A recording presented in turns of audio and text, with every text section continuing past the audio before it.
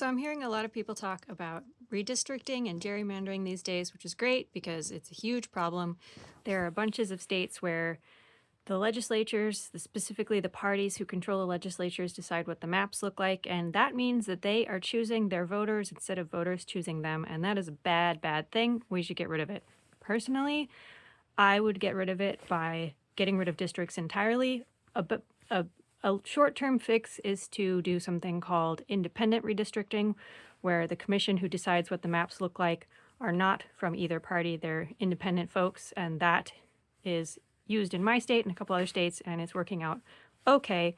But a better way to do this is to get rid of districts altogether. And the way that you would do it instead is something called proportional representation. And doing that means that based on how many people vote for either a party or a candidate, that's how many seats that party or candidate gets. So, for example, in Massachusetts, they have 9 United States House Representative seats, and about 1/3 of the people in Massachusetts tend to vote Republican. However, all 9 of the people who are representing Massachusetts in the US House are currently Democrats, and that is because Massachusetts is gerrymandered to make it so that Republicans can't get representation. If you instead use something like proportional representation, specifically something like open list, what you would do instead is you choose a candidate to vote for under a party label. And you're not only voting for the candidate, but you're also throwing a vote to the party. And so after all of the votes are tallied, depending on how much percentage of the total populace votes for a given party, determines how many House seats that party gets. So in Massachusetts, you would probably expect to see around 1/3 of the voting populace voting for the Republican candidates and the Republican Party, which would mean that the Republican Party would get 3 of the 9 seats, giving them 1/3 of the representation, because roughly 1/3 of Massachusetts folks tend to vote that way. If you're thinking I'm being partisan towards Republicans, let's try a different example. Let's go to Oklahoma. Oklahoma has 5 U.S. House districts, and they are also gerrymandered to favor Republicans instead of Democrats. Again, in Oklahoma, as in Massachusetts, roughly 1/3 of the electorate votes towards the Democratic Party. However, they have no representation in Congress. If you used proportional representation instead, they would get about 2 seats. So you would have 2 Democratic representatives and 3 Republican representatives. The other good thing about proportional representation is it opens that up for other parties.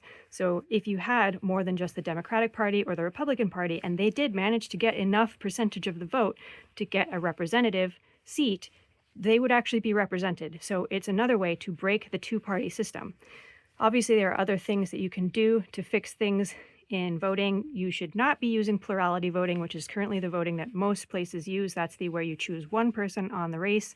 That's perhaps the worst possible method to do voting. It's susceptible to all kinds of bad outcomes, and it doesn't let voters actually give a representative selection. My personal favorite is something called star voting, which is a combination of ranking and rating. It's a little bit complicated to explain, but it's a lot simpler to look at on a piece of paper. Another version is approval voting. Ranked choice voting is not my favorite, but it is also better than plurality voting. So that would be another option, and there are many places using it.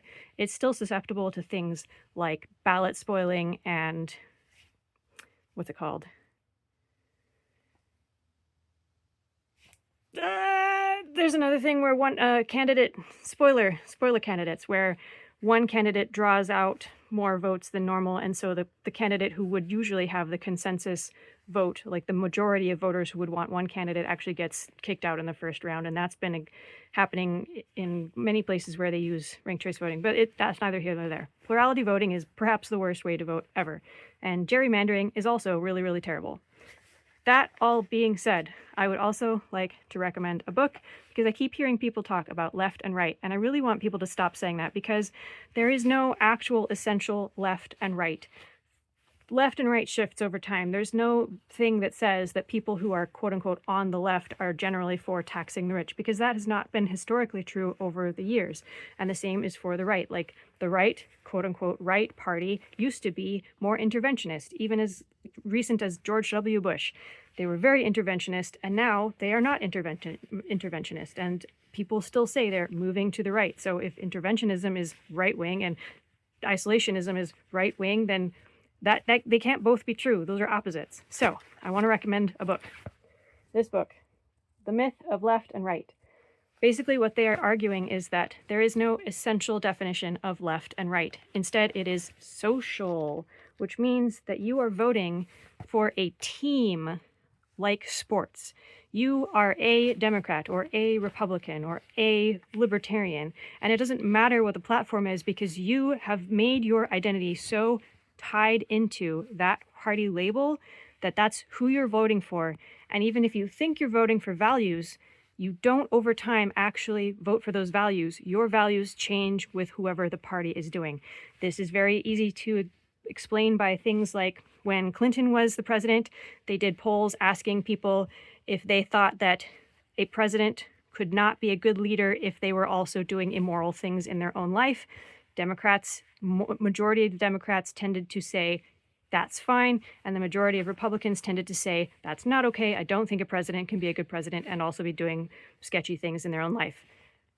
Go to today, the opposite is true. Currently, if you poll Democrats, majority of them are going to say that no, a Democrat can't be a good president if they are doing sketchy things in their own personal life.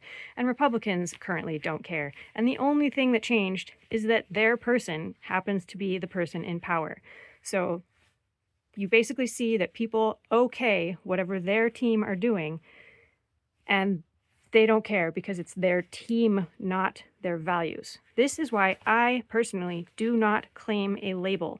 I am not a Democrat or a Republican. I don't even really say I'm an independent, although technically that's sort of where I fit. And it's because policies are not owned by a particular party. There are some policies that I think could be good that the current Republican Party talk about.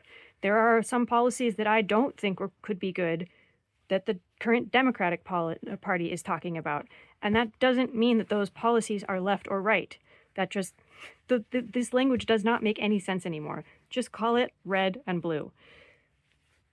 It's social, not essentialist. There is no essential right or left. So I'd much prefer people to just say red and blue, because that would actually be more explicable of what we're seeing right now, which is effectively sports teams. You put on a blue shirt, you put on a red shirt, and that tells you everything you need to know about that particular voter, because the principles don't tend to be there. I sound like I'm equivocating, which I'm not, because currently there is one party that happens to be doing a lot of much more anti-democratic things, and they have been doing that for a while, and it's because they're trying to do a power grab, not because they have any principles. Their voters like to pretend that there are principles behind them. They think that the deficit is bad, and the debt is bad, and that immigration needs to go down, and we need to be pro-life and all that sort of thing. But the things that the Republican Party is currently doing are not fixing those issues. They are increasing the debt, and they are increasing the deficit, and they are making it harder for people to have children affordably and safely and to get health care. And they are not fixing immigration. They are only picking on people who are low-hanging fruit instead of the violent criminals, because, spoiler alert, there aren't that many violent criminals, and they're not fixing immigration. They're making all kinds of things worse. So please don't think I'm equivocating, because I'm not. One of the parties currently is not doing a good thing for democracy. But, so, get rid of gerrymandering, use proportional representation, stop using plurality voting. I don't care what kind of voting you pick, as long as it's better than plurality voting, because it is the worst way to vote ever. And also, I would really like universal mail-in ballots like we have here in Washington State. They're great. It increases voter turnout. It makes it super easy to vote. Any person who says that they shouldn't use universal mail balloting just doesn't want a certain group to vote. And depending on which state you're talking about, some of them are Democrats and some of them are Republicans. I've heard arguments from both sides. It's because they don't want whatever group they don't want in power to vote as much as their folks. And that is anti-democratic. Thank you for your attention to this matter.